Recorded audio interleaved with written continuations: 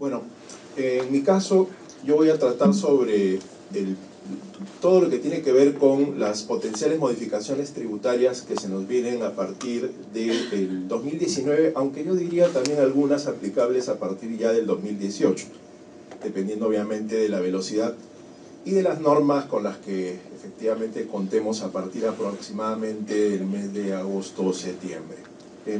Me voy a permitir unos breves comentarios previos al tema de ir de frente a las facultades delegadas, ¿no? El porqué de la delegación de facultades, si necesitamos un cambio de rumbo, etcétera, etcétera, ¿no? En realidad, el problema que nosotros estamos atravesando no es un tema meramente coyuntural, ¿no? Es un tema que ya nos está persiguiendo de por lo menos hace 5 años. O sea, nosotros tenemos como país un problema serio con la recaudación tributaria. Ya nos vamos por el 6º año de caída en los ingresos tributarios. Y esto ha estado preocupando no solo a este gobierno, sino también al gobierno anterior. Los que se manejan en los temas tributarios, como yo, recordarán perfectamente que esta coyuntura de cambios tributarios en realidad viene ya desde el año 2012, ¿no? El presidente Humala utilizó toda la gama posible de alternativas para modificar el sistema tributario, previendo esto, ¿no? La caída de la recaudación. Hubo un año, no sé si ustedes recuerdan, que no hubo un solo, y disculpen la expresión, paquete, ¿no? Porque no es un conjunto, es un paquete de medidas tributarias, sino hubieron 4, ¿no? Todas definitivamente con resultados lamentables, ¿no? Y bueno, la actual gestión, que está partida ya en 2 presidentes distintos, comenzó también de la misma forma, ¿no? O sea, el presidente anterior aprobó nuevamente paquete de normas que no funcionó, y este nuevo presidente obviamente mira un nuevo paquete que vamos a ver si funciona o no. ¿Cuál es el problema que nosotros tenemos en realidad, desde mi perspectiva? Que el Perú no advierte realmente cuál es el problema por el cual se genera esta caída en la recaudación. Yo lo que creo es que seguimos sin entender cuál es el centro de gravedad de la pérdida de la recaudación tributaria en el Perú. El por qué, no desde hace 5 años, sino desde hace 30 años, nosotros no tenemos una recaudación tributaria consistente. La realidad es que el problema por el cual nosotros atravesamos permanentemente, y yo diría desde la fundación de la República, se llama la informalidad, ¿no? Elmer lo ha mencionado, ¿no? Marisol lo ha indicado también. El problema es la informalidad, y la informalidad a niveles endémicos. Nosotros tenemos una informalidad que en el mejor de los casos es 62% de la economía peruana, y eso no es poco, ¿no? Yo digo hasta 70% de informalidad directamente no contribuye al sostenimiento del gasto público. Entonces, el problema no es en realidad la evasión tributaria del formal. El problema es la evasión tributaria de aquel que no contribuye al sostenimiento del gasto público, ese 70%. Y ese 70% directamente el Estado no logra echarle mano, no logra crear mecanismos legales, y no solo tributarios, sino legales en general, para incorporarlo al general marco de la formalidad. Ese es el problema, ¿de acuerdo? Las medidas tributarias que se han estado aprobando en los últimos 25 años, voy a ser amplio, son medidas superficiales, que no escarban en el problema, que no dan en el objetivo. Son reacciones a problemas inmediatos, cambios no suficientemente pensados. Cuando al Estado peruano se le han mostrado propuestas creadas de manera seria, como por ejemplo la que hizo la Cámara de Comercio de Lima, directamente ni las escuchan, ¿no? Y lo que hacen es copian modelos que no necesariamente sirven en el Perú. Por ejemplo, uno de ellos es el régimen de la tributación a las personas naturales que tenemos nosotros ahora, y que es de alguna manera un boomerang, ¿no? En el caso peruano, las personas naturales, ¿cómo tributamos? Tributamos de una forma, digamos, extraña, bizarra, a las rentas de las personas naturales que trabajamos. El Estado las somete a una escala progresiva acumulativa que va desde 8% hasta el 30%. Bueno, uno diría, sí, pues México tiene una tasa mayor, Chile tiene una tasa mayor. Claro, pero lo que no estamos pensando es que ni México ni Chile tienen una realidad económica como la peruana. Acá hay pobreza. Acá hay informalidad. Entonces es distinto el tratamiento a esas rentas. ¿De acuerdo? Pero lo que es más sorprendente es que las personas que tienen dinero excedente en el Perú, por ejemplo, tienen bienes de capital, a esos bienes de capital no se les tributa con la tasa del 30%, sino ¿con qué tasa? 5%. O sea, es una locura. Ese es el mundo al revés. Ese es el problema en realidad que Perú, desde mi perspectiva, tiene y no logra enfrentar de manera fehaciente. ¿De dónde tenemos ese sistema nosotros? Nosotros lo hemos copiado. Y no lo hemos copiado de Bolivia, que es un país conocido, o cercano a nuestra realidad. ¿Saben de dónde lo hemos copiado? De la realidad finlandesa. Nuestro sistema es finlandés. A los finlandeses les va perfecto, por supuesto. ¿Pero por qué? Porque su realidad económica es distinta. Porque su estado es distinto. Porque la cobertura de servicios públicos es espectacular. En Finlandia una persona se enferma y tiene una capa compleja de servicios públicos de salud. Por eso no necesita deducir gastos de salud de una persona natural allí. La educación es de primera línea y es gratuita. Esa es la realidad. En el Perú nosotros no tenemos ni cercanamente eso. Acá no hay en realidad una cobertura de salud importante. Es deficitaria.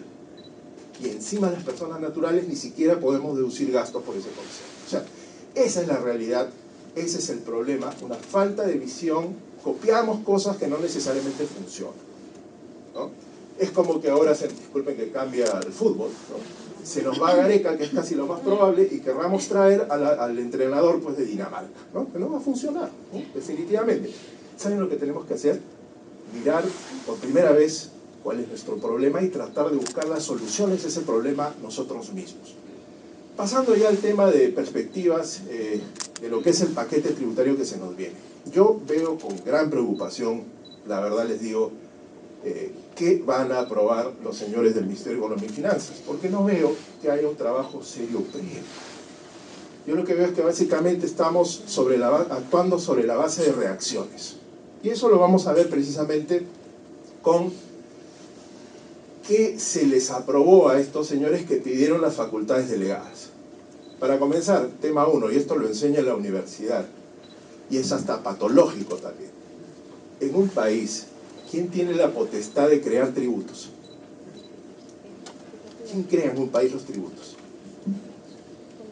¿Quién tiene esa potestad de decir, ahora las personas deben pagar el impuesto a las herencias?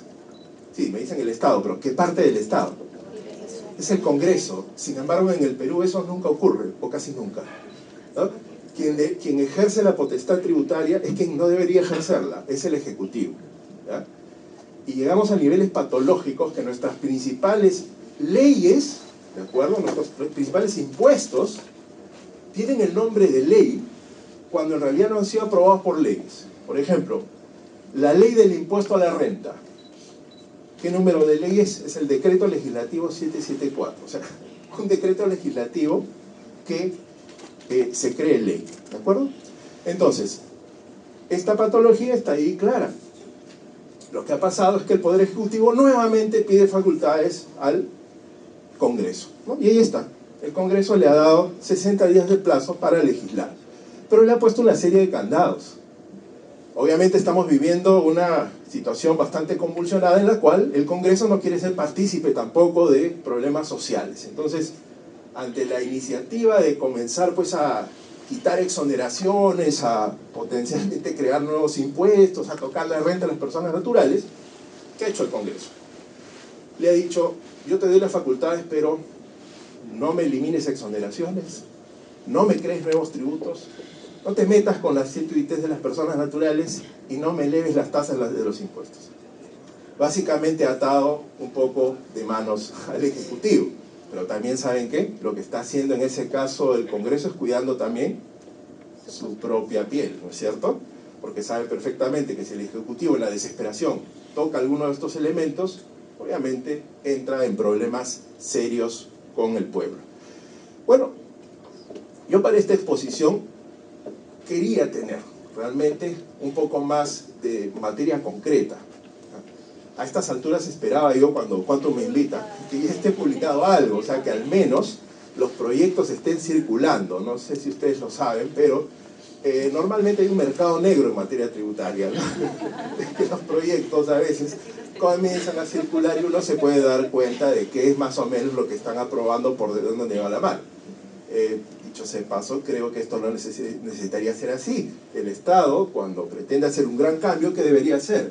Prepublicar los proyectos, hacerlos de público conocimiento, porque a veces hay ajustes que son necesarios realizar. ¿De acuerdo? Bueno, nada de eso ha ocurrido. Esto está trabajado bajo 7 llaves. Si ustedes me preguntan qué pienso, no tienen nada hecho todavía, ¿eh?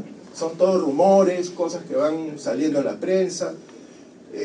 Yo estoy de alguna manera haciendo una exposición sobre la base de esos trascendidos. Y créanme que me he esforzado mucho, ¿no? Me he esforzado muchísimo en encontrar primicias de qué cosas estarían tratando de legislar. Entonces vamos a ir revisando eso.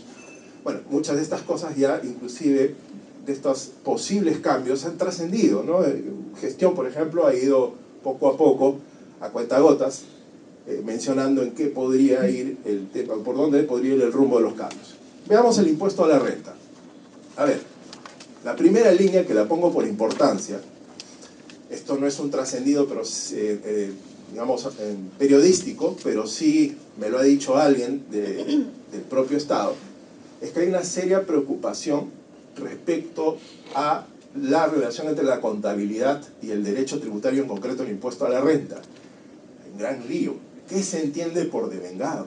¿Cuándo una empresa debe reconocer ingresos y cuándo debe reconocer gastos?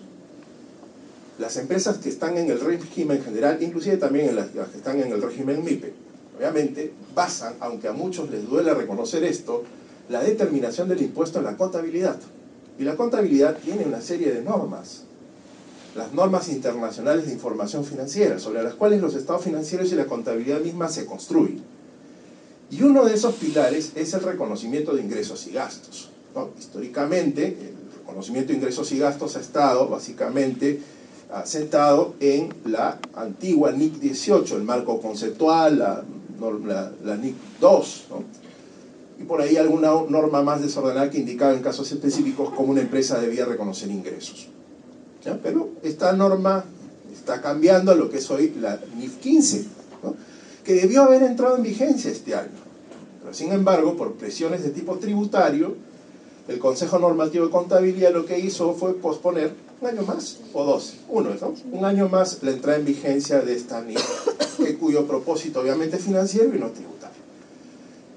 Pero al margen de esto, lo que muy pocos saben es que esta discusión de cuándo un ingreso es devengado y si la contabilidad debe o no debe considerarse para efectos del impuesto a la renta, está pasando por un camino bastante tortuoso, ¿eh? Y es que ya en el Poder Judicial hay 2 sentencias, una justo las comentábamos con Marisol ayer, y esta es una sentencia de la Corte Suprema de la República, en la que directa y derechamente se está diciendo que el concepto de devengado no debe extraerse de las normas contables, sino de la ley del impuesto a la renta.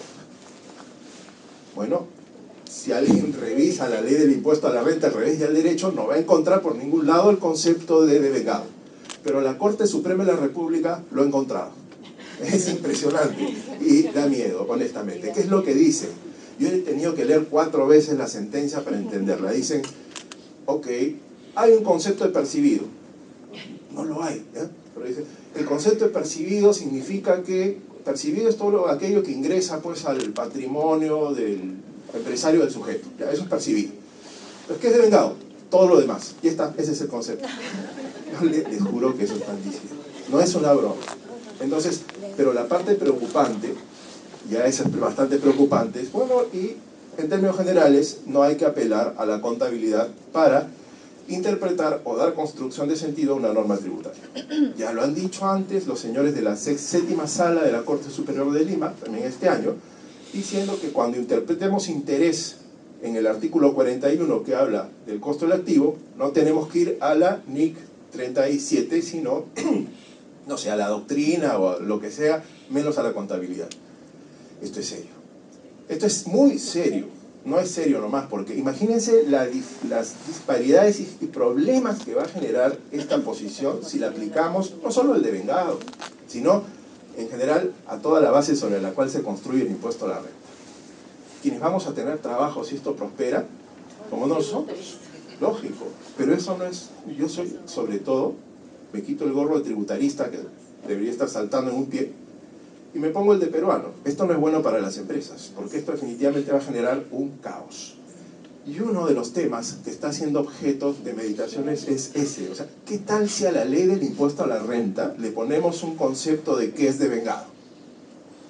Y eso, en eso están trabajando. Ahora, eso no necesariamente es bueno. Vamos a ver qué cosa hace esta gente, ¿no? ¿Qué colocan como devengado? O sea, parece ser buena la idea. Yo diría, por el amor de Dios, este es un tema muy serio. Compártanlo con los colegios profesionales. Creo que el Colegio de Contadores debería darle una mirada a qué cosa piensa hacer el Ejecutivo con este tema.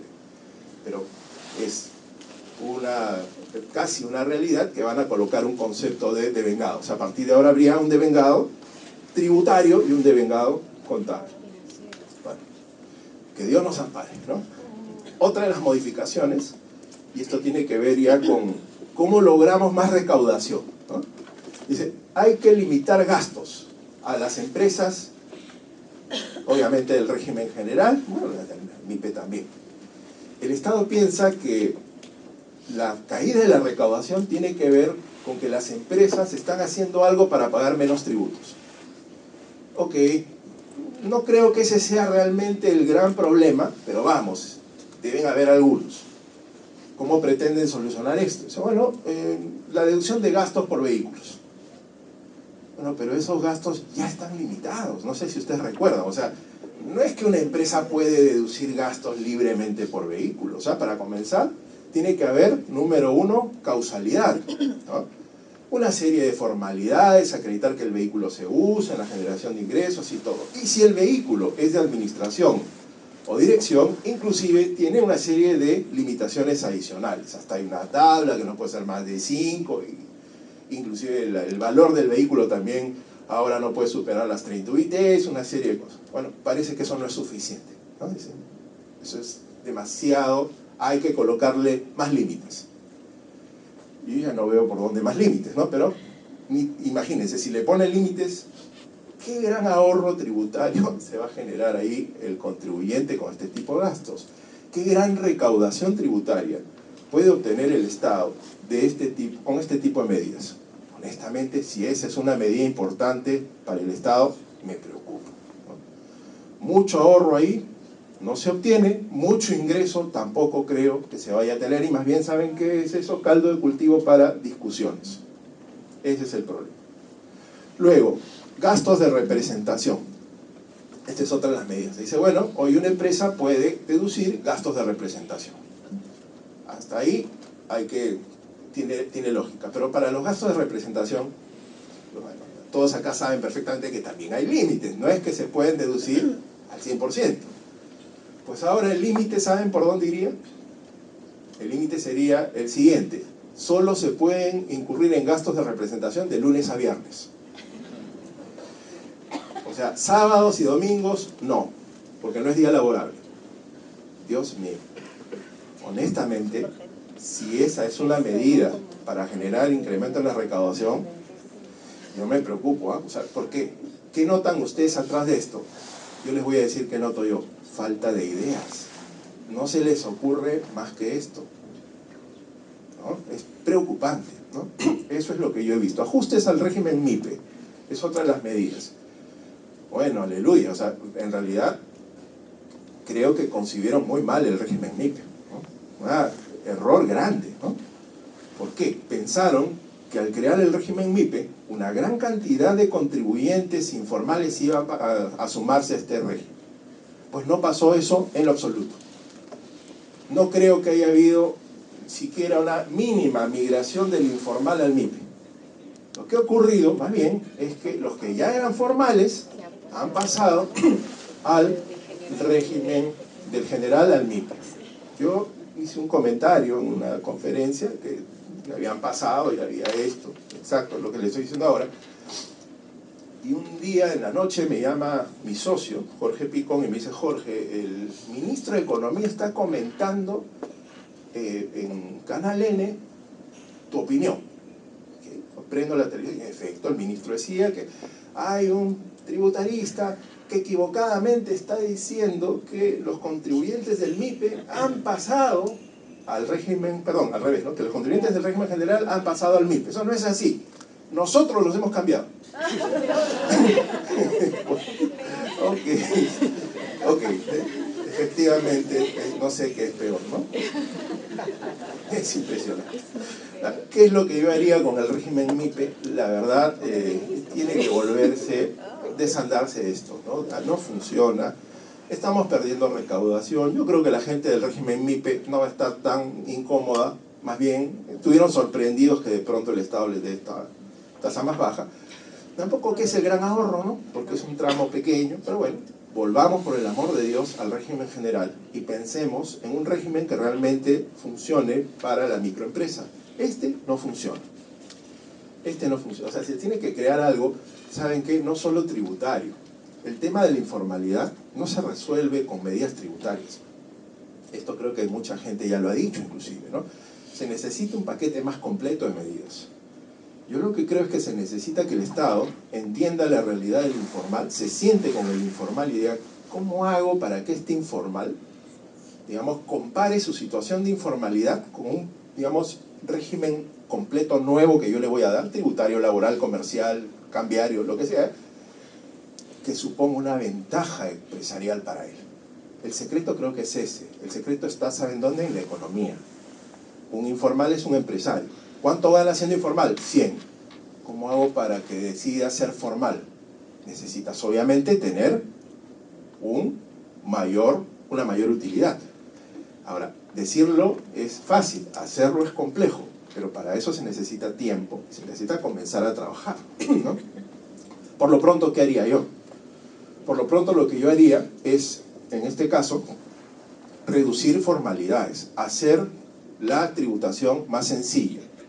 Un informal, obviamente, es adverso al cumplimiento de formalidades. Hay que hacerle las cosas más sencillas al menos, para allanar el camino y comenzar, la verdad, un estudio muy serio, que no es para aprobar medidas ahora, ni el próximo año, quizás en 2 o 3 años, un estudio muy serio de cómo enfrentar la informalidad.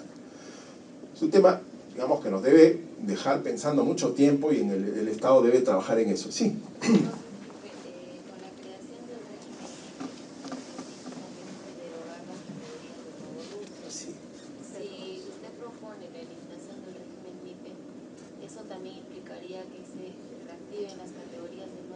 Sí, yo pienso justamente eso. O sea, yo lo que pienso es, todo lo que hiciste, deshazlo, ¿no? Deshazlo, vuelve a lo que había antes. No es que eso sea bueno, sino es mejor que lo que tenemos. Así es, o sea, no es que yo diga, no, el RUS está perfecto y lo que teníamos antes era fantástico. No, pero a lo que tenemos, por el amor de Dios, definitivamente, al menos esto es temporal, ¿eh? No digo dejarlo ahí. Lo que digo es, vuelve el RUS como estaba antes, el RER ya no lo toques, ¿no? El régimen MIPE, desaparécelo, haz de 4 3 regímenes, hoy hay 4, ¿no? Vuelve a 3 y date una moratoria de 2 años para estudiar profundamente el tema y ver cómo mejoramos de verdad esto.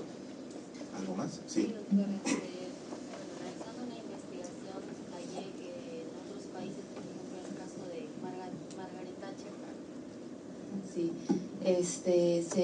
en este país, si no me equivoco, era Inglaterra, Sí.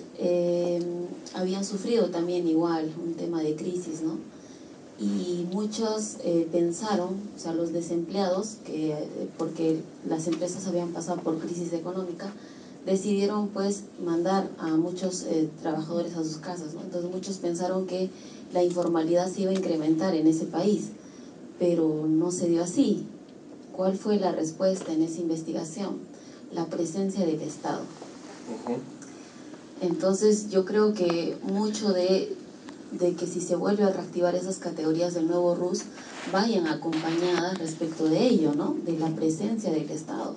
Porque si un informal decide ingresar a un nuevo RUS donde no lleva libros contables y paga 20 soles mensuales, de repente también puede ir acompañada de una pensión o salud qué sé yo, ¿no? De repente a través del Ministerio de Trabajo reactivar esto de lo que es el régimen MIPE también, o del régimen que tienen ahí en el Ministerio de Trabajo, ¿no? Entonces, sin lugar a duda, yo pienso que el nuevo RUS, sobre todo para esos pequeños informales, es un arma que se puede tomar en cuenta realmente, sobre todo para ese sector, ¿no?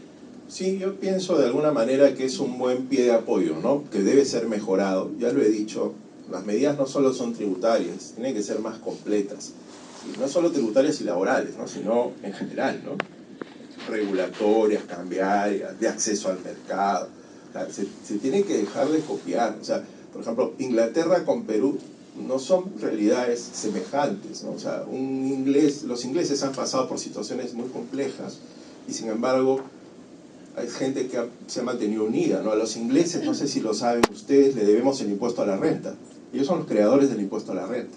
Entonces, lo que tenemos que hacer nosotros es, sí, podemos utilizar de alguna manera ejemplos, pero mirar nuestra realidad. ¿Cuál es la realidad que nosotros tenemos, ¿no?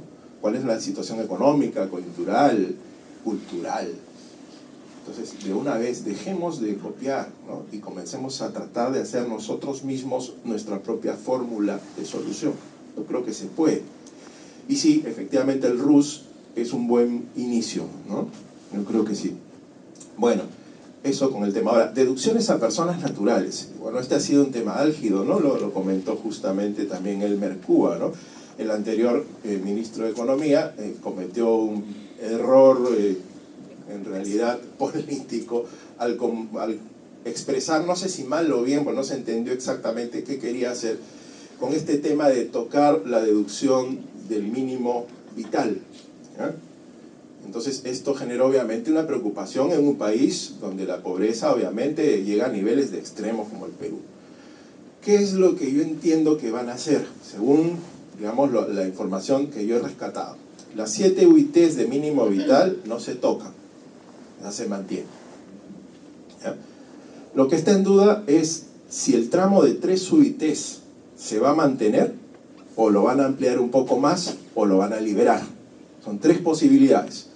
Mantengo 3, subo de 3 a, no sé, 10, igual con un límite, o libero el límite y digo hasta el infinito, ¿no?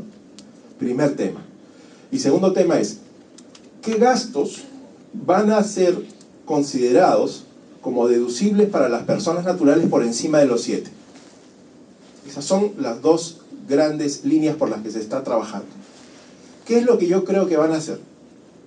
Se van a ir en principio por las 3 UITs. Van a decir, más de 3 es mucho. Dejar libre, no, imposible, ¿no? 3 y listo. O sea, van a ser 7 fijas y 3 sustentadas. ¿Ok? Ahora, segundo capítulo. ¿Qué gastos se van a poder deducir? Ahí van a tocar varios, porque han habido críticas. Y es lógico que haya críticas. Repasemos, por el amor de Dios, para el 2017, qué gastos se pudieron deducir. La verdad son gastos medio ridículos, ¿no? O sea, gastos de salud, no, solo si contrato a un médico que me da recibo por honorarios y hasta el 30%, ¿no? Ok. Si contrato al abogado, sí, pero al contador no. Al arquitecto sí, ¿no? Al economista sí, ¿no? Pero al que me llena las planillas no. Entonces una serie, al fotógrafo sí, al entrenador, o sea, una cosa de gastos extraños, ¿no? Entonces, ¿qué cosa es lo que creo que va a terminar pasando? No estoy diciendo nada, digamos, puede sonar gracioso, pero es absolutamente cierto, ¿no? O sea, se puso una lista extraña, ¿no? El personal trainer, señores, no puede ser en un país como el nuestro, el nutricionista. O sea, esto parece una burla, ¿no?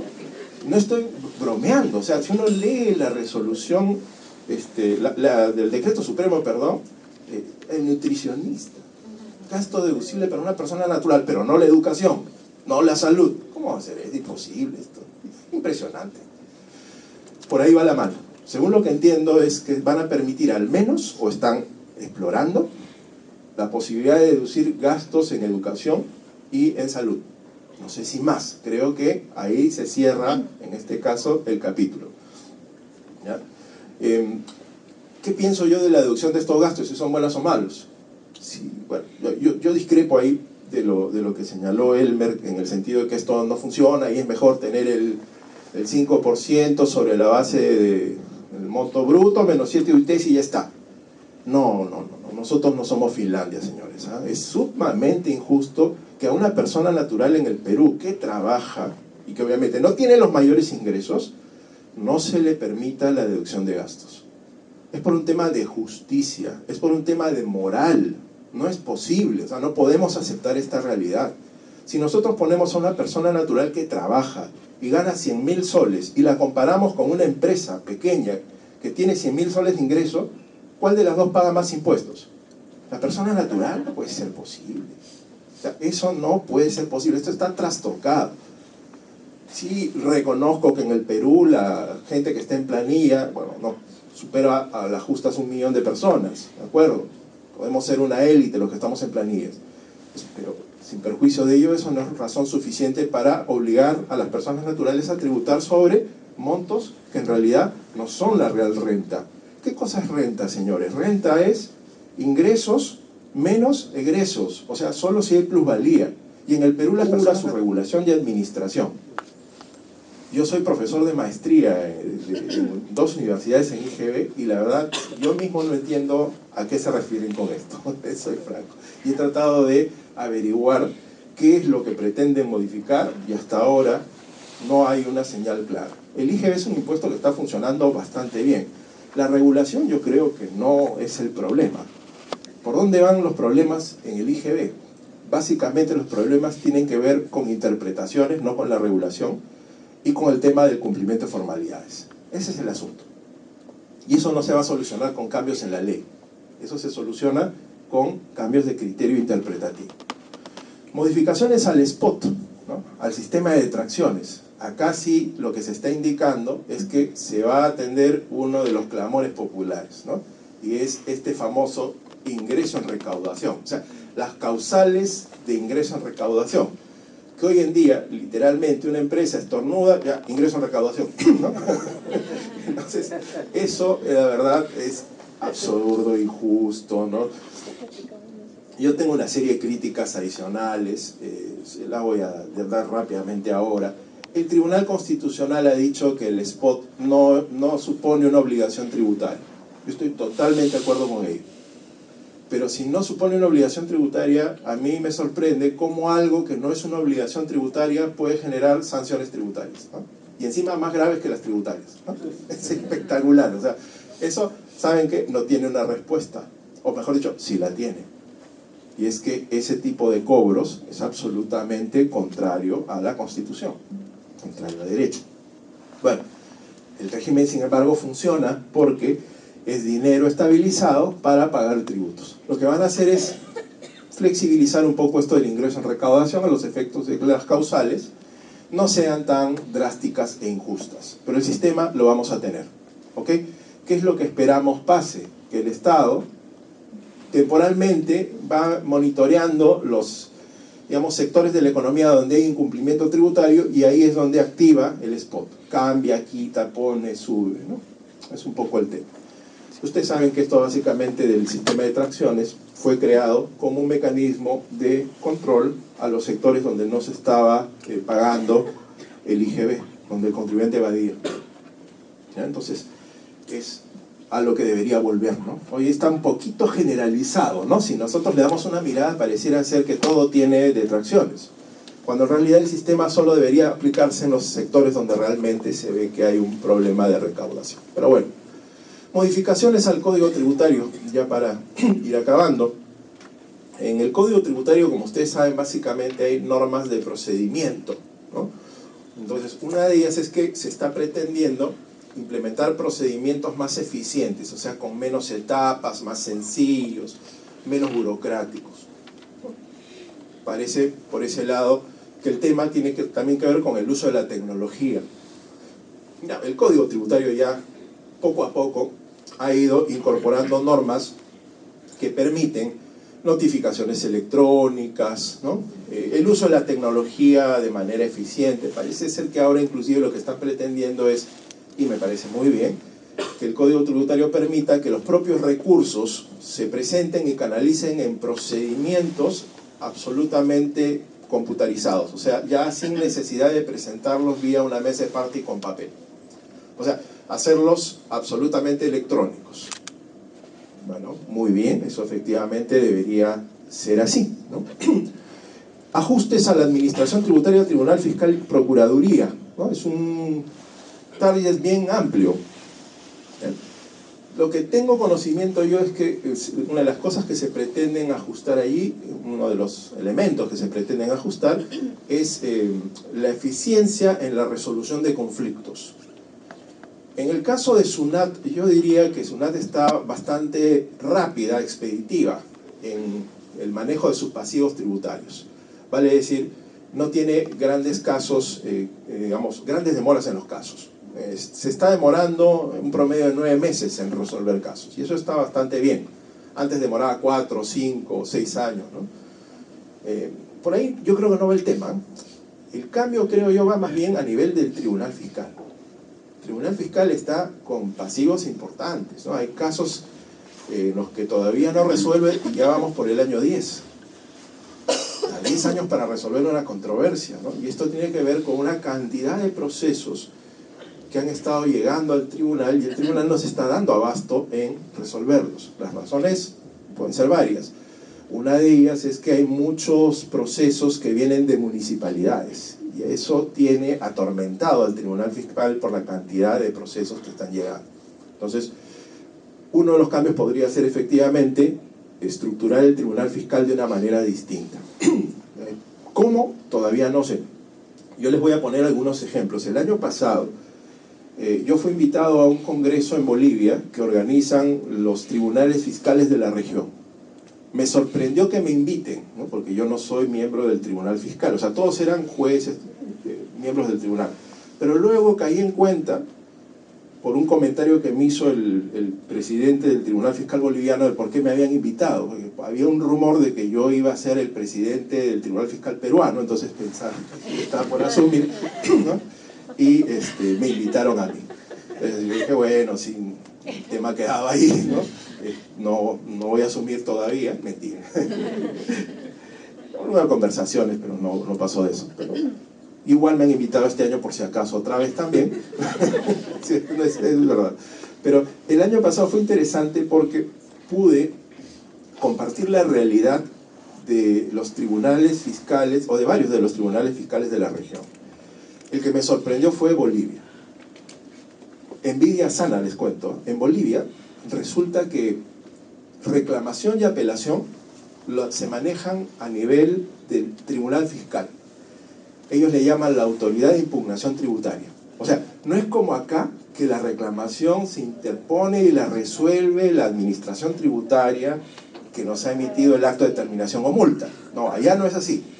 Es directamente este órgano que tiene 2 instancias, que es la autoridad de impugnación tributaria.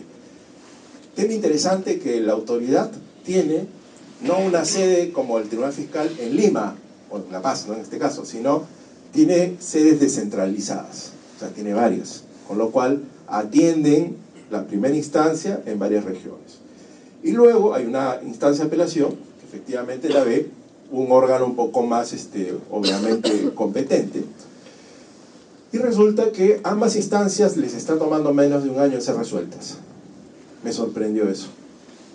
Me dijo, mira, acá nosotros estamos así, en diciembre, 0 pasivo. O sea, han resuelto todo. Digo, ¿qué? ¿De la apelación? No, de todo. Reclamación y apelación. O dime cómo lo haces, ¿no? Porque nosotros tenemos 18 años en el caso de Telefónica, ¿no? ¿Cómo es? Entonces me dijo, bueno, en realidad nosotros lo que hemos hecho es, hemos implementado menos procedimientos, tenemos la tecnología, nos está ayudando, pero en realidad te pido, Jorge, me decía que escuches al mexicano. Había el presidente de la Sala Tributaria Mexicana. ¿Saben cuánto se demoran en México? 2 meses. O sea, los bolivianos estaban sorprendidos, ellos, que una apelación se resuelve en 2 meses. Lógico, cuando explicó las razones, han tecnificado el procedimiento al máximo. O sea, ya no hay audiencias físicas, todo es a través de tecnología, no hay escritos, el presidente mostró su despacho, no en solo papel, es todo digitalizado, todo rápido. Los propios abogados entran al software y tienen aplicativos que les permiten saber cuáles son los procedimientos suyos que están llevando, o sea, como una especie de software, donde sale todos los clientes que tiene, los plazos, todo manejado. Y eso brindado por el propio Estado. Entonces, eso es más rápido, es más predecible. De repente deberíamos ir a una fórmula intermedia, ¿no? Averigüé costos y tampoco era gran cosa, ¿eh? No fue muy costoso. Sí. Lo veo interesante de que el mismo Tribunal Fiscal vea la reclamación y apelación. Porque si usted acá como usted lo pasa acá, el tribunal te detecta una falla, entonces ahí mismo se reclama, entonces ellos van, prácticamente son juez y parte. Sí, y tiene un tema psicológico, ¿no? Es difícil aceptar que uno esté equivocado. A todos nos pasa, a todos nos pasa, o sea, es muy humano, o sea, es difícil. Entonces, que uno vaya a reconocer que resolvió un error tiene que ser algo muy evidente, ¿no? Y los que litigamos en materia tributaria sabemos que eso lamentablemente es así, ¿no? Ganar una reclamación es, Dios mío, o sea, me ha pasado una vez y no cobré un horario de éxito y me quejé terriblemente hasta ahora, ¿no? Pero 25 millones de soles, no puse un honorario de éxito y gané en primera instancia. Bueno, pero es muy raro ganar en primera instancia, ¿no? Entonces, creo yo que ahí van a haber ajustes a eso, ¿no? Y luego, finalmente, para terminar, ajustes a la norma antielusiva, que es la norma 16. Eso me preocupa mucho, soy honesto, pero no me preocupa por el lado de las empresas. Al revés, me preocupa por el lado del Estado. Y les voy a decir por qué. Nosotros tenemos una norma antielusiva que muchos dicen que está suspendida, la norma 16. ¿Ya? Sin embargo, lo que suspendieron fue la facultad de SUNAT de aplicarla. Pequeño detalle, la norma no está suspendida, si uno la mira bien, está vigente. ¿Ya? Hasta ahí, estamos en el primer punto. Están pretendiendo, entre los cambios, activarla nuevamente, o sea, permitir que SUNAT pueda aplicarla. ¿Y para eso qué van a hacer? Van a crearle un reglamento. ¿Ya? ¿Qué va a decir el reglamento? En el reglamento se va a decir dos cosas. Número uno, un listado, así 1, 2, 3, 4, de situaciones que califican como elusión. ¿Ya? O sea, van a decir, elusión es A, B, C, D, E, F, G, H. Pondrán 20, no lo sé. ¿Ya? Eso ya es un problema. ¿Saben por qué? Porque esta gente lamentablemente no se da cuenta que el elusor tributario va a leer esa norma estática y va a decir, ok, hago otra cosa. Listo. Hay que ser, digamos, muy inocente para no estar en los zapatos, o sea, para no ponerse en los zapatos del elusor. El elusor lo que hace es astuto, y va a driblear la norma, por el amor de Dios, esa norma está estática. Y número dos, ese reglamento va a decir que el auditor tributario no va a poder él mismo aplicar la norma antielusiva.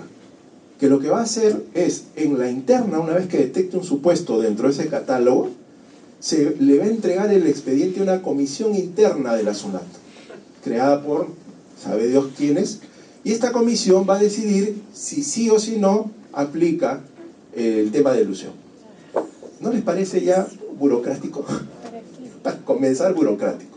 Y se presta a una serie de cosas extrañas, ¿no? No quiero, digamos, decirlo, pero lo voy a decir.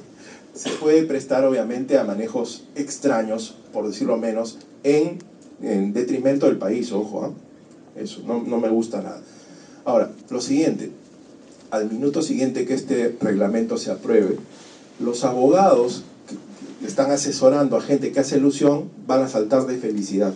¿Por qué? Porque esa norma vulnera la Constitución. O sea, ya tienen un argumento, ¿no?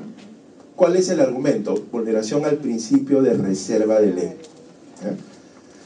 No puedes tú aprobar vía un decreto supremo, un reglamento, ¿no? Normas sustantivas que tienen que ver con una norma obviamente aprobada por en este caso un decreto legislativo.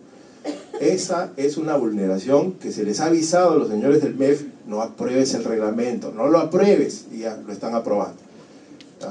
Es increíble. Entonces, eso es un argumento que más bien favorece. Hay muchos abogados de parte que están diciendo, ¿cuándo se aprueba el reglamento? ¿No? Para que creen que lo hacen, obviamente. Así es. Ese es el tema.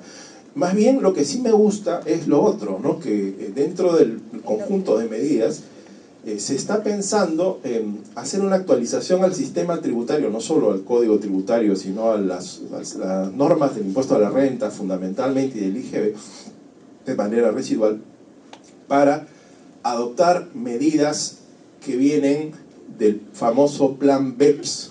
El Plan BEPS es una iniciativa mundial para luchar contra el fraude tributario. Son un conjunto de decisiones, o de acciones, perdón, no son de decisiones, que OCDE recomienda a los países del mundo. O sea, qué hacer, cómo luchar contra el fraude. Entonces son fórmulas pequeñas, pero fórmulas al fin y al cabo, que van a permitir que los países hagan frente a la elusión tributaria.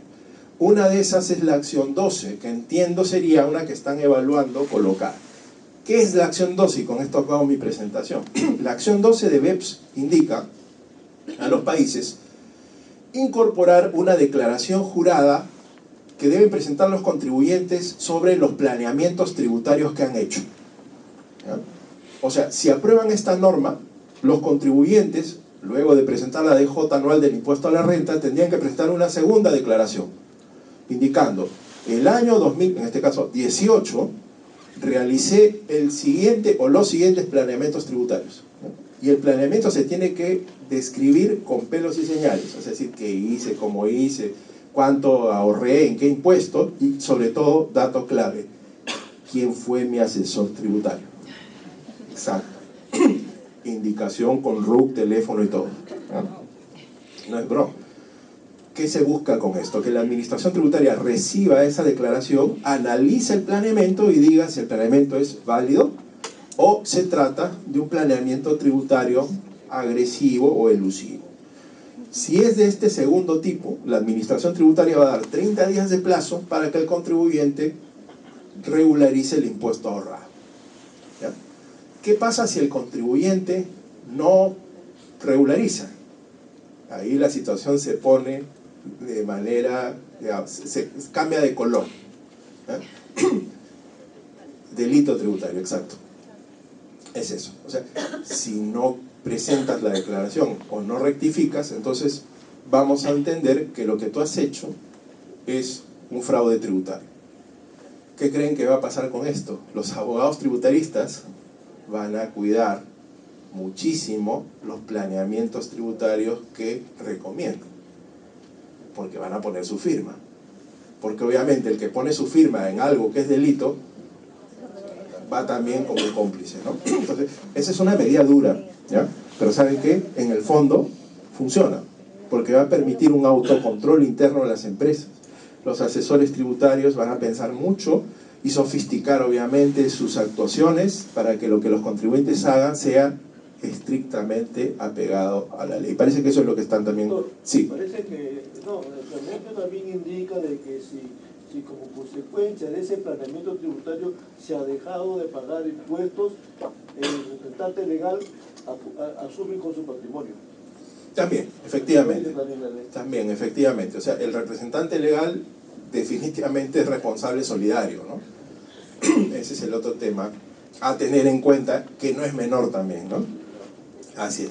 Bueno, y esas son en principio las modificaciones que yo he podido escarbar en medios a través de comentarios de gente que conozco vinculada al gobierno. Todavía no están circulando los proyectos, esperemos que, la verdad, por un tema de transparencia, el Estado los comparta, ¿no? O sea, se acaba este mercado negro y noticias que a veces no necesariamente son ciertas, y se permite un efecto anuncio, ¿no? De que los ciudadanos podamos enterarnos cuál es el rumbo tributario por el cual el Estado quiere, digamos, transitar, y en todo caso también el Estado abra un poco las puertas a las sugerencias, ¿no? Porque hay gente que conoce temas, gremios que pueden ayudar a que el sistema funcione mejor, ¿no? Porque en el fondo, ya para terminar, como debemos ver a la tributación, no es como una herramienta o como un conjunto de herramientas que agreden el patrimonio, sino más bien como una forma de fondear al Estado, que es nuestro, de ingresos para que nosotros podamos tener obviamente un futuro, ¿no? Y es eso, o sea, debemos pensar en eso, ¿no? En que los tributos son en realidad el pago que nosotros hacemos para vivir en el mejor estado posible, ¿no? Muchas gracias.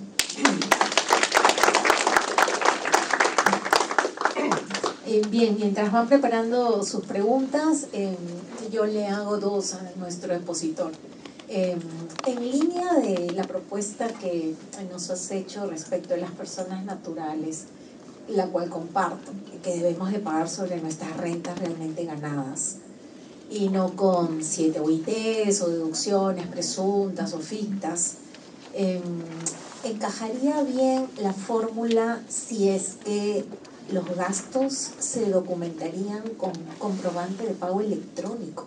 Yo creo que solamente podría ser viable si todo el Perú trabajara con comprobante de pago electrónico. De paso, además, sí combatiríamos la informalidad, porque todos estaríamos queriendo sustentar nuestros verdaderos gastos con comprobantes que no me ayuden a comprar facturas, o acuérdense que en un sistema tan informal como el nuestro todavía operan ese tipo de personas que se atreven a vender facturas por una comisión X. Esa es la primera, si funcionaría mejor así. Y además para SUNAT también sería más viable aceptar esa propuesta, sabiendo que va a ser más fácil la fiscalización o el control.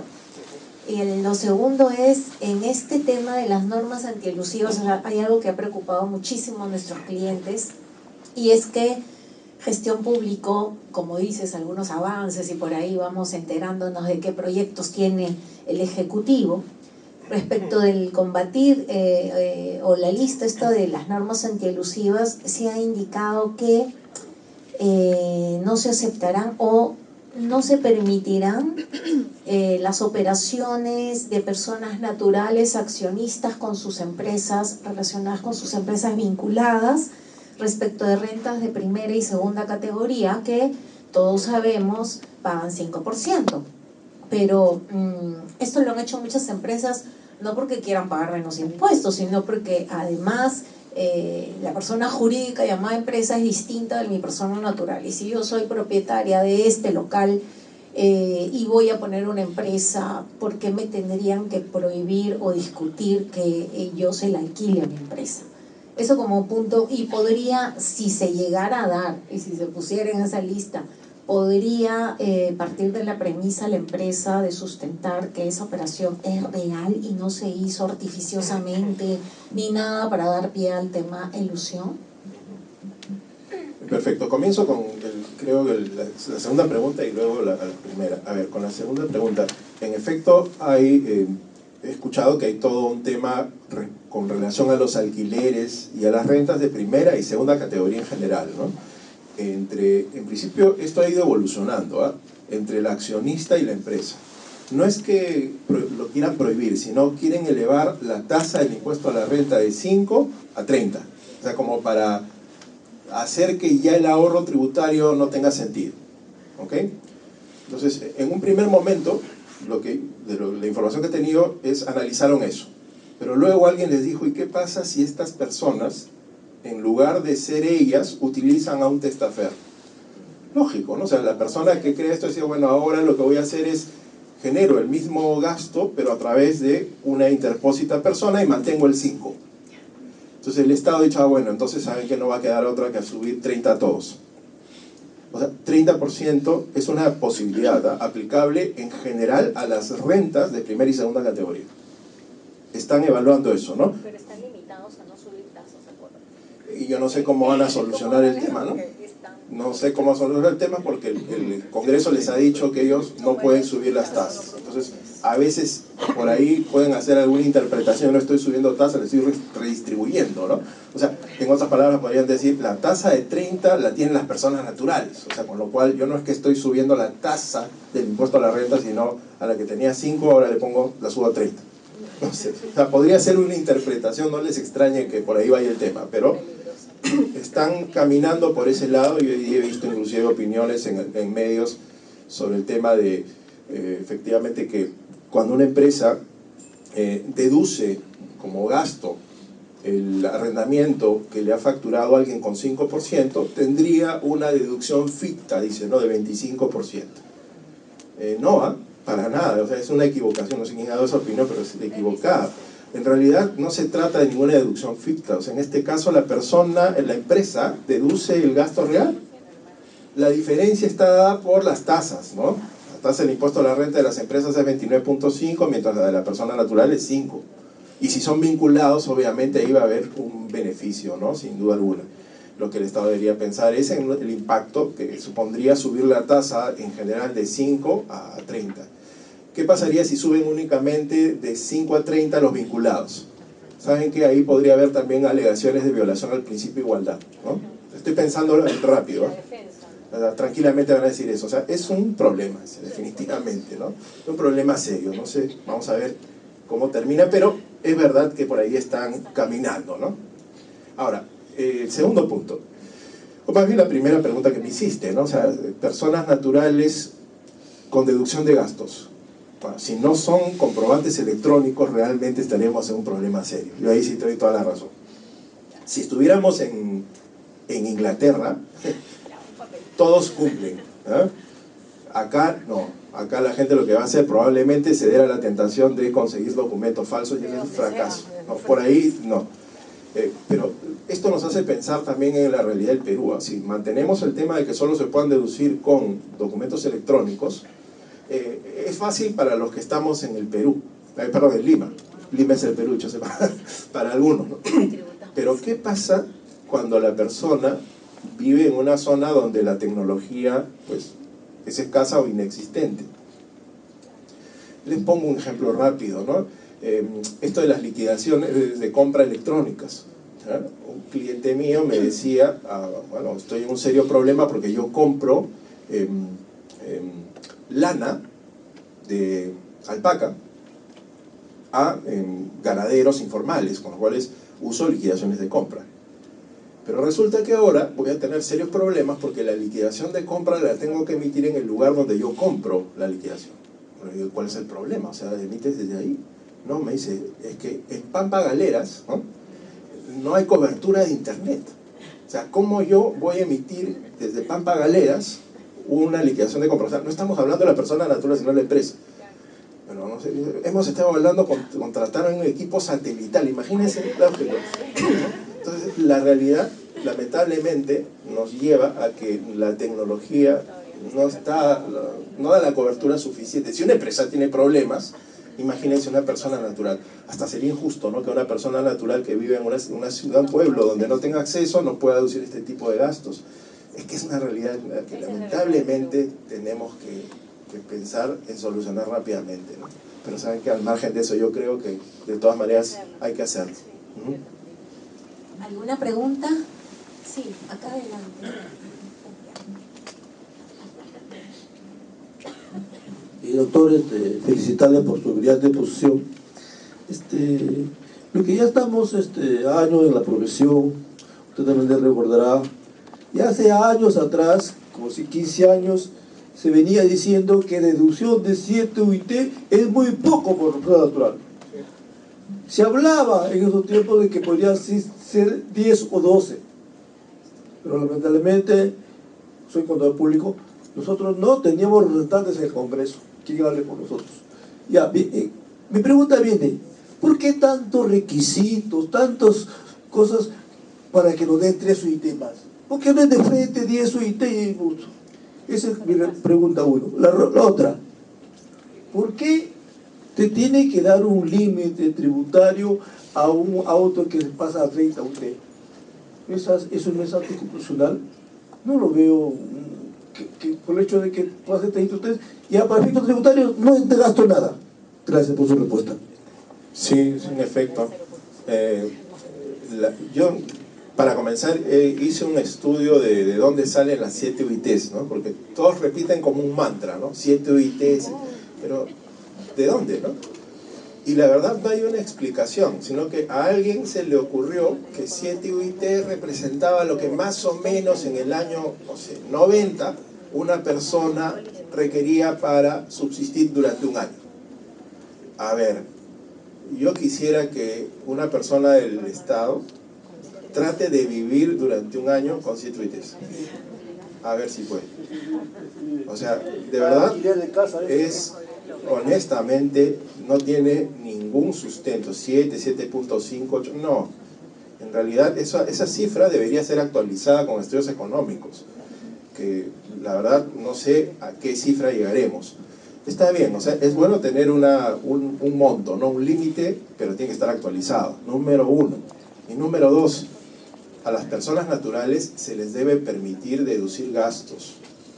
No hay de otra, porque eso es lo justo, eso es la capacidad contributiva.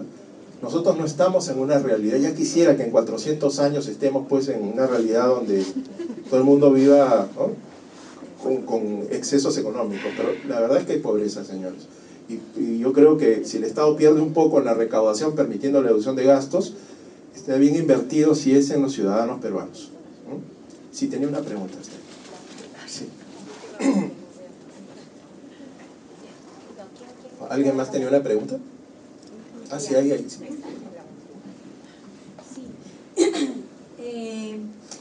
En concreto, ¿cómo podríamos o cómo podría el Estado en instituciones incentivar el tema de la cultura tributaria, ¿no? Si bien es cierto, es un tema de valor que también parte de las familias, ¿quién sería la institución adecuada que difunda esto y qué se está haciendo con nuestros gastos?